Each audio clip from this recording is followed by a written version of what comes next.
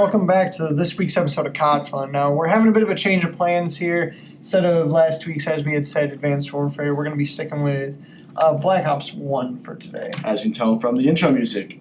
Iconic multiplayer theme song.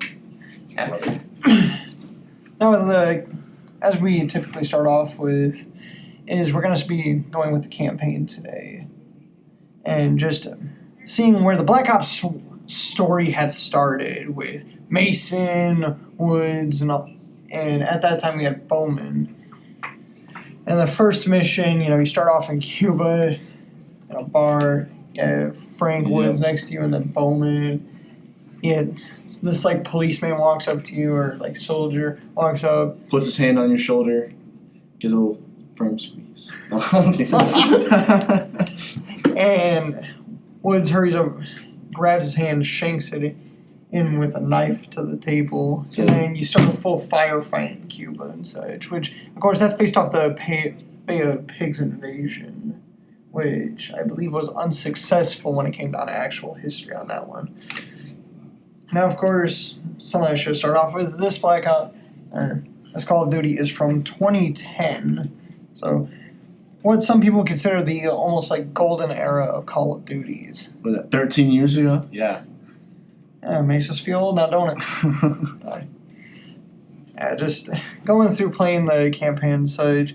At the end of the mission, you end up getting captured, and you go to Vorkuta, secure the keys. Charge out with Victor Reznov and such. Sergey, no! Sergey the W, bro. Love Sergey. It's just fun going through all those missions and such, seeing how it started. And, of course, you have the plot where Mason is brainwashed, and then, of course, you have Woods and stuff. Numbers. The numbers, Mason, what do they mean? Stuff like that. It's just so crazy. Then you got the Nova 6 guys, you got Hudson, and, of course, starting off, you're in this interrogation room, and you're getting shocked as Hudson, as you end up learning later on, is Hudson and Weaver, which, of course, we don't really see Weaver in Black Ops 2. He just disappears in Black Ops 1 afterwards. Mm-hmm. But the numbers, Mason, what do they mean? It's just the stuff like that, going through the missions, seeing Mason's memory, because that's all it's leading up to, is Mason's memory. Mm-hmm. And having missions to where you're in Vietnam and such, and just going through and learning about the enemy and such. Kurchenkov, Steiner. Forget what the other one's name was. You remember what it was? It was Russian, wasn't it? Yeah. I know it was Kurchenkov, Steiner, the scientist. And there was one more. You end up finding them actually at the last mission. But there's sort of two plots going on. You got Mason's memories, which Reznov will appear periodically from different missions, assisting you and such, which, bit of a fun fact, if you say, fire at Woods or something like that, it is considered friendly fire, you fail the mission. But with Reznov, you fire straight through him, and nothing ends up happening. So it's just showing that he is not actually there with Mason throughout all these missions and such. It's the brainwashing, which, if I recall, one of the other missions later on is you're actually playing Reznov's shoes, showing his betrayal, and then him ending up in Vorkuta and such. It's just crazy thinking back on that campaign, going throughout all the missions, because you have the side plot with Hudson, and in one of the missions you end up saving Weaver after he gets his eye pretty much stabbed out. Gouged out. Yeah, gouged out. And you have to also take down this rocket and such with Woods.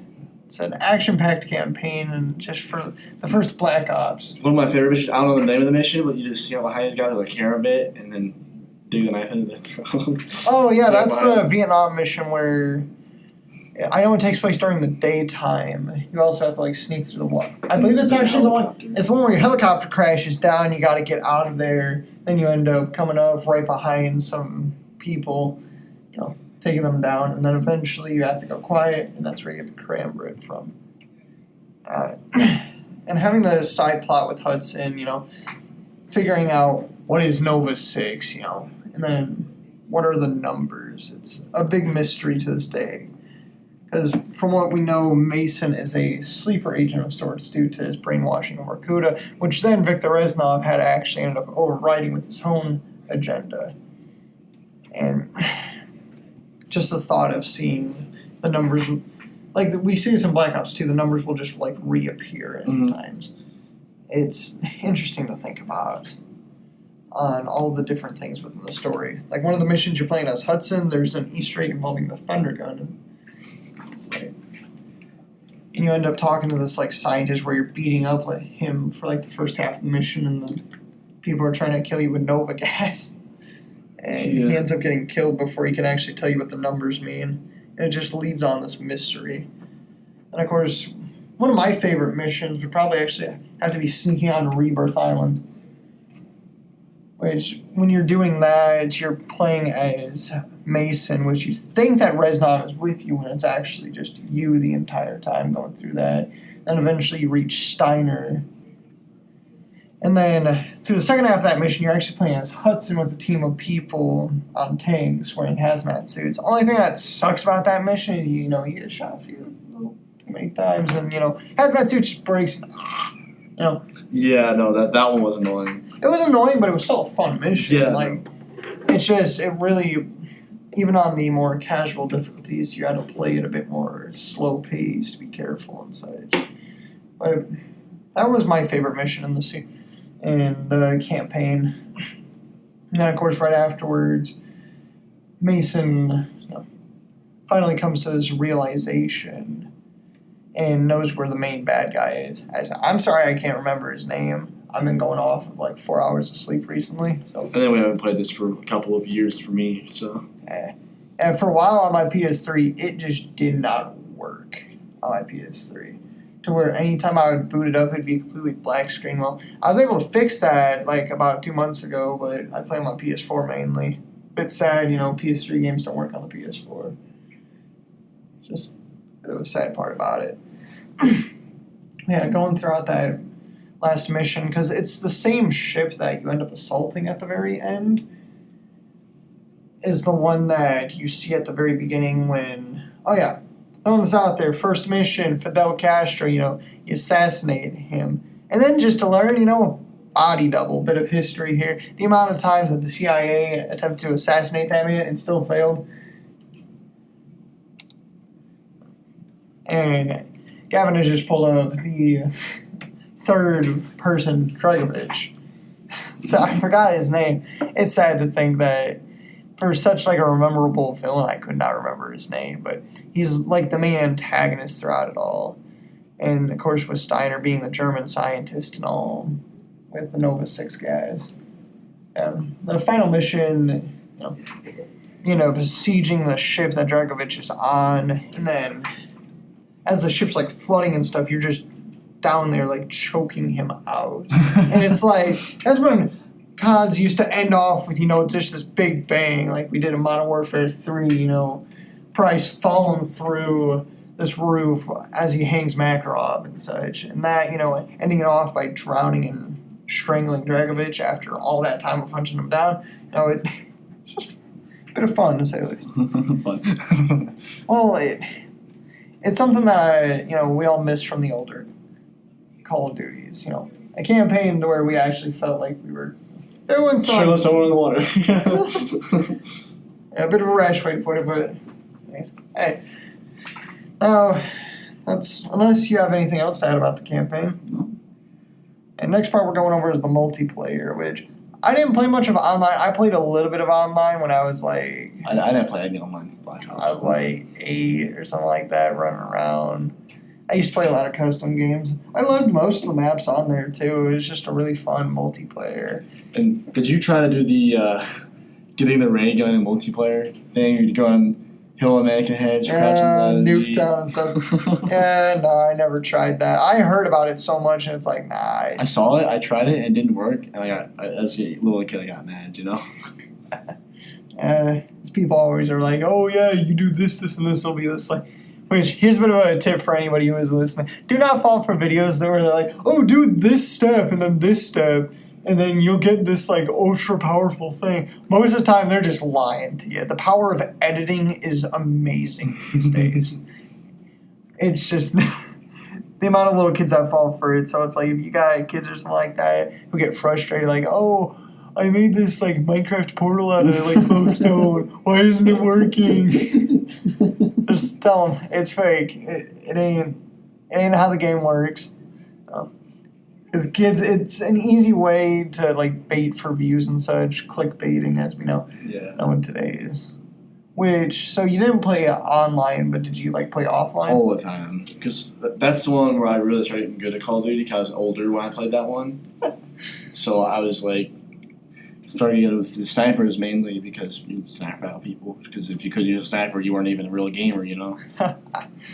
I just ran around at that time to have fun. It wasn't really much of a competitive thing. Yeah. So it's just, having fun. Little kid blissness, yeah.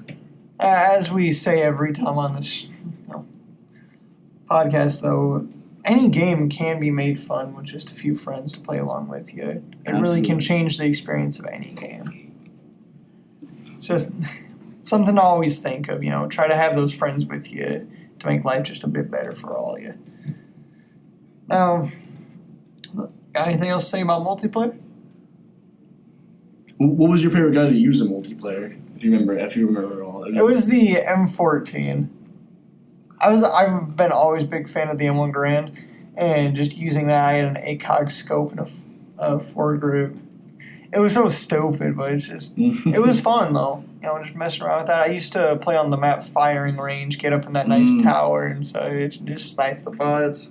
Well, it ain't really much of a snipe, but I loved the gunplay too. Just the different guns. It wasn't so extensive like we have you have like 10 attachments you get to work with, and if you do it just a little wrong, your gun will like shoot at the speed of light, but your recoil's gonna like just completely go everywhere. Yeah. It used to just be the simple like, oh yeah, you got this gun. Like I remember the Commando. That was a real fun assault rifle. So I loved messing around with I used the Glil. Glil was also a really good one. I was a big fan of the Olympia. Just double barrel shotguns too, As a little kid, the Olympia was like my go-to zombies gun. Which brings us into our zombies. Yeah, that's actually a pretty good change into zombies. So this was my first introduction to zombies, like full on with Kino and 5. Kino is my favorite zombies map, period. Like any single map Call of Duty has Kino, that's the map I play the most. Yeah, I'm so glad I'm able to play it now on BO3, but it won't exactly ever be the same as what we had on Black Ops 1. But it was still a beautiful map at the time. Now, of course, you could just call this blissful nostalgia, but, I really enjoyed it all. And 5, I love that map, Jumping on the table so you couldn't get hit? I never did that. I actually just learned about that, like, a couple months ago. You jump up one of the barriers and you can just jump on the table. It was whack. I always loved. Now that's where I actually play most of my online when I still had PlayStation Plus. On my PS3 though is zombies. So I used to love playing on 5 too. They also had zombies on the DS that was multiplayer. I was gonna say I got COD, or well, of course Black Ops for the Nintendo DS. I think I still have it at home. I just don't have a DS anymore. Oh, I still got my Nintendo DS. The battery don't work, which me and my dad have been trying to figure out how to fix that thing. It's trying to insert the games because we got a new battery for it and everything. So it actually holds a charge now. It's just all about figuring out how to get the games in. With zombies, Kino was our introduction to the Nova crawlers, crawling over the walls, they explode gas and stuff. And then 115, the meteorite. Oh my god, I loved listening to 115. I still do in my free time now. You just don't go down to it. You won't die to 115. If you go down there 115, it's just embarrassing. Dog rounds, though, it was always something on Kino with the dog rounds. It was kind of nice to have them because you'd always have 5 rounds max ammo. Yeah, it was always like an insurance having the dogs. Now, of course, this was still when COD was a bit harder. So zombies, getting to high rounds was impressive. I was lucky to where I'd get like to 19 and 20, and it's like there's probably many people out there who could still easily do better than me. I ain't the best Call of Duty player out there. The main thing there. is annoying is the zombies could 2-tap you, and sometimes they run and hit you twice with one go, and you just be down instantly. Juggernog, always a vital thing to be picking up. You needed Juggernog, and I think it's 2 and Black Ops and Black Ops 2, where there's 2 hits. Yeah. In BO3, I mainly just run around with stamina up and speed cola, running around with that and Widow's Wine. Yeah, stamina up, speed cola, Widow's Wine, Juggernog. Yeah, I've actually been getting dead shot on because I get speed cola as my thing to grab. Yeah. Anything else you'd like to add to zombies? Got nothing else on the zombie side of things. All right, that'll wrap up this episode of COD Fun. Join us back in the next one. We're going over Call of Duty Infinite Warfare. Yep, see you guys on the next episode.